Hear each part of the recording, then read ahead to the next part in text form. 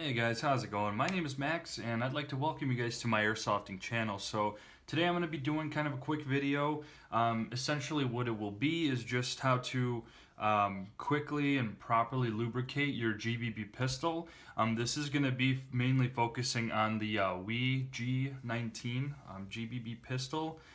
So right now I'm going to just kind of show you the two different oils that I have, what you'll really need for this to pretty much, make sure it's not too sloppy and, you kind of are clean in the process of doing it. So we'll go ahead and get right into this. So first off, what I have in front of me again is going to be the WeTech Glock 19. And then I do have two different types of silicone oil. So one that I have here is going to be the Matrix SC200.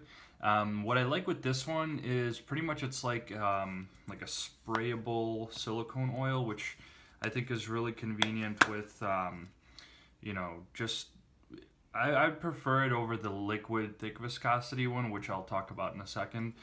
Just because it's simple, it kind of sprays on evenly, and the cool thing is they come with the little straw for the small, hard to reach places. So I find that very convenient with this Matrix silicone oil. So that's one that I typically would use, and here again is how the straw looks like. It basically will fit right into the spigot there.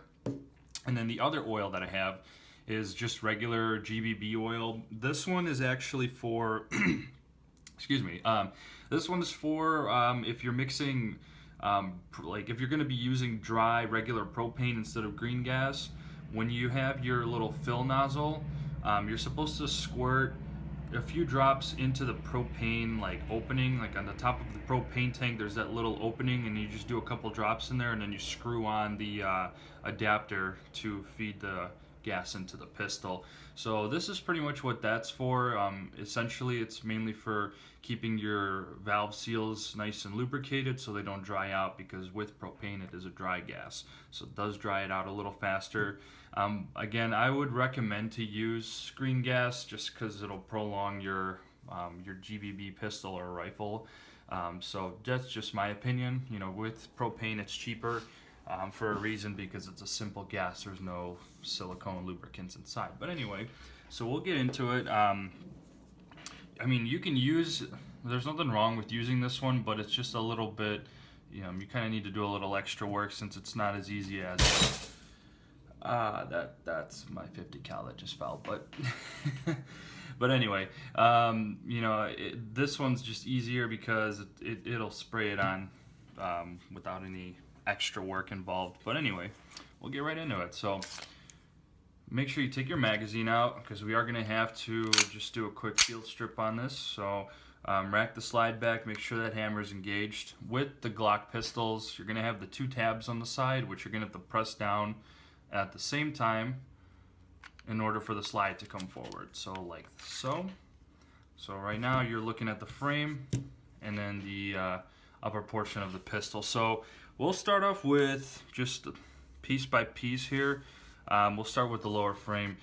Typically what you'd want to have lubricated is going to be the springs that are connected to the actual hammer, the hammer sear that's in there, and then there's like a piece that's connected to the trigger. So usually these are the parts that experience the most movement when you are pressing on the trigger. So usually just a dab of oil on those components is going to be ideal. It's not necessary to over lubricate. That's not always a good thing either. So again, this is where this will come in handy, because all you need to do is just squirt. So the side that has the screw right here, that's where you're going to have most access to kind of squeeze that in there. So you'll just do a couple sprays there,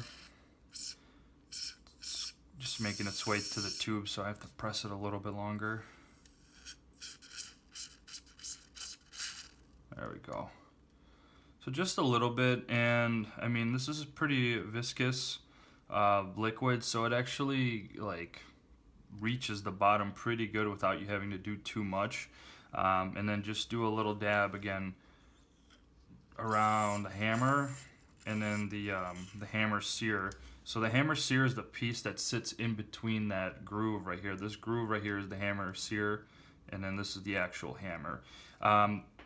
You can even do a little touch of it, just a small amount on this little wheel here, because this wheel is the part where the there's like a metal part in the slide that this glides across.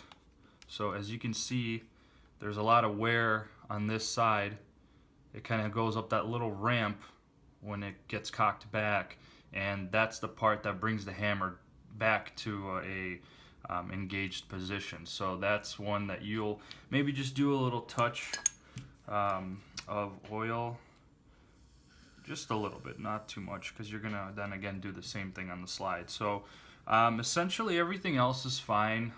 You could even put some on this little spring here. This is like the trigger spring, but for the most part the lower frame is nice and simple. I do also recommend to just have like some paper towels nearby, just because if you do get some overspray or some excess oil, you can just go ahead and wipe it off, and then it's less contamination. Because the thing is, with too much oil you're gonna attract dust, and a lot of dust and material can get into these components and you can have problems down the line. So after I do a quick spray, I'll usually just wipe out any excess, because I did actually overspray a little too much on this hammer. So that's kind of something to keep in mind. One thing I should have mentioned as well, if there is any dust or any dirt or anything like that, definitely wipe it away before you start reapplying lubricant, because if you have, you know, the old dust in there still and you apply the lubricant, it's just going to be a sludgy mess. So that's something that I would recommend as well before you start. So now that the lower frame, the lower portion of the pistol is done, we'll go ahead and have a look at the slide of the pistol. So what I typically do for these pistols is I'll go ahead and remove the recoil spring. Oh crap. So we'll remove that. Again, this is a part that experiences a lot of back and forth motion. You don't really so much need to do anything with like the outer barrel and inner barrel. These parts really don't require any type of lubrication. I mean, if you really feel the need to do it, you can, but again, it all comes down to just putting too much oil in places that don't need it, and then you're pretty much attracting the dirt to those components and could cause problems later on. Where you would need to touch on some silicone oil is the inside of this nozzle, because this is where the gas, when it's released from the magazine, it gets pretty much compressed through this little opening and then through the nozzle and to propel the BB out. So usually I do like a spray or two in there, just a little bit, to kind of lubricate inside, because there is like a rubber, almost like a bushing in there, again to keep the pressure. So you want to make sure that's dried up, or not dried up, lubricated, because I was trying to say propane, if you use regular propane, it dries that seal in there, and over time it could fail and causing leaks and, you know, a lot of unnecessary things that you don't really need. You could even you could dab a little bit on this square opening as well, because the opening of the mag right here, that rubber box literally has a perfect seal with this. So pretty much if it's gonna be, I'm trying to show this as best as I can, like that, there's pretty much a perfect seal, so then no propane escapes or green gas escapes. So that's usually good to keep that lubricated. And then also that little ramp that I was talking about, it's basically that where that little wheel on the hammer is going to be gliding across. So again, this is where you'll want to add some. This bottle's almost empty because it's not wanting to. Oh, spoke too soon. Okay, so overspray just a little bit on some of the parts here.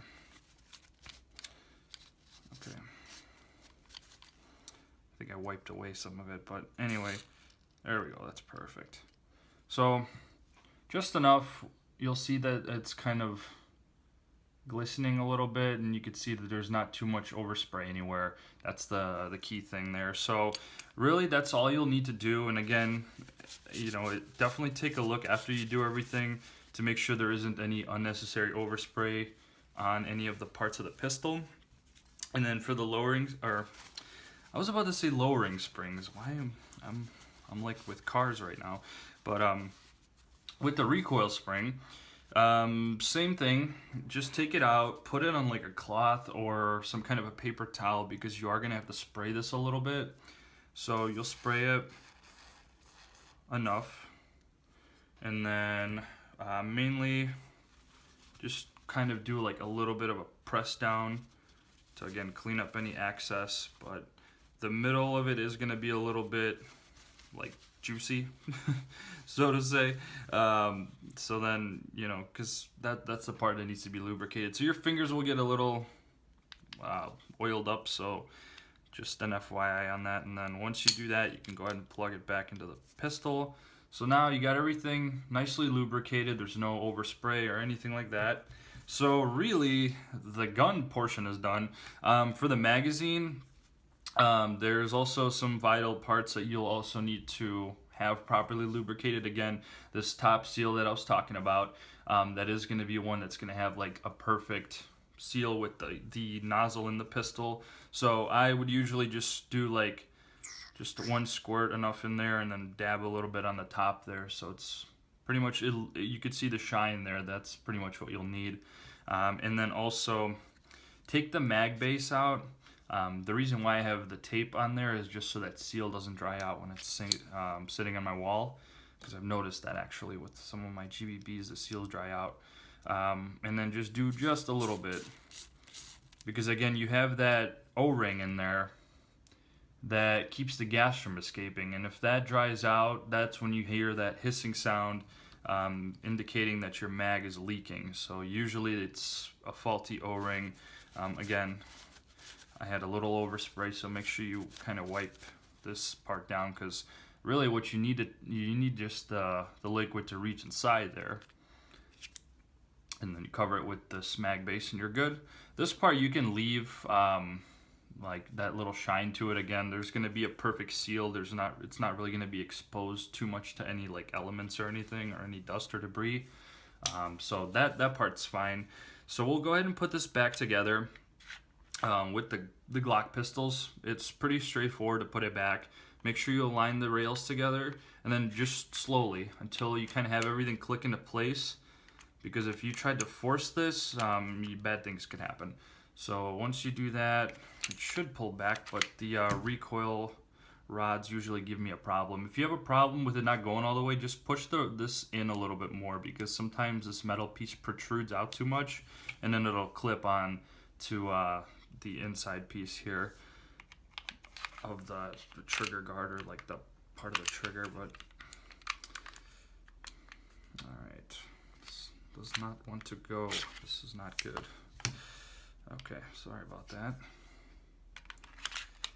There we go. So once you hear it click in, just kind of do like a slow, just rack back on the slide. Make sure everything is lined right. Everything's good. So for the most part, everything's good there. Put your mag back in, and you are all set. The good thing is with these G pistols, the construction is identical. So, you know, it's going to be the same components to lubricate, the same parts of the hammer, the same parts of the nozzle, same parts of the magazine. So really what you saw me do there, you can really do on every pistol that's in that G family for WeTech. So pretty much that's all I really had to share with you guys today for this video. So I really hope you did enjoy it. If you do want me to do other, you know, gun lubrication videos, just so you kind of have an idea of, you know, how to properly do it, let me know. I'm definitely open to suggestions or just any video ideas in general. This one was actually a video idea that somebody that commented on my channel recommended that I try, so definitely wanted to do that, you know. And thanks again for the video suggestion. I do listen to these. This is a perfect example of it. But anyway, yeah, definitely share the video if you did enjoy it. Definitely leave a like or a comment if you like any of my airsoft content, or, you know, the video you saw today. Definitely subscribe. I do have like many different types of airsoft videos, so it's definitely something that won't be disappointing. That's for sure. But anyway, thanks for watching, guys. You guys have a good day.